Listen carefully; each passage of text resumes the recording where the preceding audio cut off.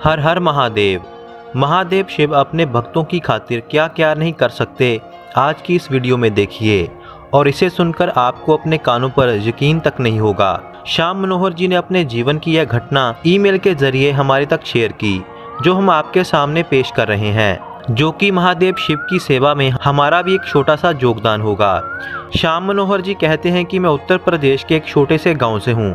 मेरे माता पिता ने मुझे पढ़ाया लिखाया और नौकरी के काबिल बनाया। मेरे परिवार में महादेव का एक खास स्थान है। मेरी माँ महादेव की अनन्य भक्त है और अपने बचपन से ही वह शिव की आराधना करती आ रही थी। मेरे पिताजी कहा करते थे कि भगवान शिव तुम्हारी माँ की बात बहुत जल्दी सुनते हैं और पूरा भी करते हैं। इसी तरह से मुझे एक फैक्ट्री में मैनेजर की पोस्ट मिली।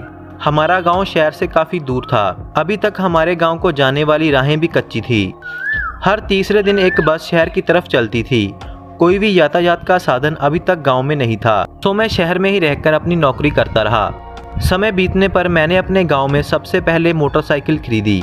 सब महादेव की कृपा से ही था। मेरी माँ चाहती थी कि मैं शादी जल्दी से कर लूं और मेरी शादी भी हो गई और हमारा सारा परिवार खुश था। धीरे धीरे कर मेरी माँ ने कहा कि तुम दोनों, मैं और मेरी पत्नी, केदारनाथ धाम के दर्शन के लिए जाओ। मेरी माँ केदार बाबा से भी यह विनती करती थी कि मेरे बेटे और बहू को अपने चरणों में दर्शन के लिए बुला लो। अपनी माँ की बात सुनकर मैंने सोचा और अपने फैक्ट्री के मालिक से बात की और कुछ दिनों की छुट्टी मांगी, लेकिन मालिक ने छुट्टी देने से बिल्कुल मना कर दिया और मैं मायूस होकर वहाँ से चल दिया। लेकिन मैंने अपनी माँ और अपने घर में कुछ भी नहीं बताया। घर आकर मैंने केदारनाथ ना जाने के लिए बहुत बहाने बनाए। कई बहाने बनाने के बाद भी मेरी माँ कुछ भी सुनने के लिए तैयार तक नहीं थी और मेरी माँ ने जाने की तैयारी भी शुरू की। हमारे बैग भी पैक करने शुरू कर दिए। मेरे बार बार मना करने पर भी मेरी माँ नहीं मानी, क्योंकि उसने महादेव से वादा कर रखा था। तभी मेरी माँ को शक हुआ तो उसने मेरे फैक्ट्री के मालिक से सीधे फ़ोन कर बात की, लेकिन मेरी फैक्ट्री का मालिक नहीं माना। तभी अगले ही दिन मेरे फैक्ट्री के मालिक में दिल में पता नहीं क्या आया कि उसने मेरी माँ को सीधा फ़ोन कर मुझे छुट्टी देने की परमिशन दे दी। लेकिन यह सब के बारे में मुझे कुछ भी पता नहीं चला और ना ही मेरी माँ ने मुझे कुछ बताया। लेकिन मैं अपने काम को भी छोड़ नहीं सकता था। केदारनाथ से पहले मुझे अपना परिवार और काम देखना था। इसीलिए मैं तरह तरह के बहाने बनाकर उस ट्रिप को कैंसिल करने की कोशिश करता रहा, लेकिन बात ना बनी। तभी वह दिन आया जब हमने घर से केदारनाथ के लिए निकलना था। सारी पैकिंग तैयारी हो चुकी थी और वह तीसरे दिन चलने वाली बस भी आने का टाइम हो चुका था। सुबह से ही मेरी कोशिश थी कि किसी तरह कर मैं उस बस को मिस कर दूं, तो मेरा जाना भी कैंसिल हो जाएगा। धीरे धीरे कर मैं बस मिस करने के लिए देरी करता रहा और मेरी परेशानी देख मेरी माँ ने बताया कि मैंने तेरे मालिक से बात कर ली है और वह छुट्टी के लिए मान भी चुका है। मैं उस समय बहुत खुश हुआ और मैंने अपनी माँ से कहा कि मैं जानबूझकर यह देरी कर रहा था और बहाने बना रहा था, क्योंकि मुझे छुट्टी नहीं मिल पा रही थी।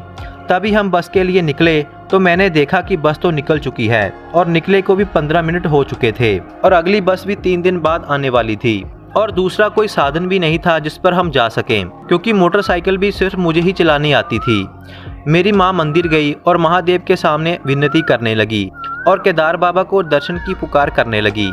मेरी माँ को महादेव ने राह दिखाया और मेरी माँ ने मुझे आकर कहा कि गांव के बाहर 1 किलोमीटर चल कर जाओ। अगर तुम्हें वहाँ पर बस मिली तो ठीक है, वरना वापिस आ जाना। मैंने सोचा कि माँ यह कैसी बातें कर रही है। बस को निकले तो 15-20 मिनट हो चुके हैं। बस हमारी वेट कैसे करती। फिर भी मैं अपनी पत्नी को लेकर गांव के 1 किलोमीटर बाहर गया और मैं हैरान हो गया कि सच में ही वहां पर गांव के बाहर एक बस खड़ी थी।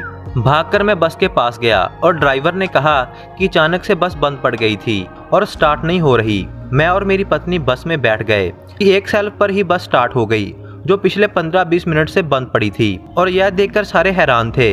लेकिन मेरी आंखों में पानी था, क्योंकि मैं सब कुछ समझ चुका था कि महादेव ने ही खुद यह बस रुकवाई थी ताकि हम केदारनाथ के दर्शन कर सकें। इसे देखकर ड्राइवर ने भी कहा कि शायद यह बस तुम्हारा ही वेट कर रही थी।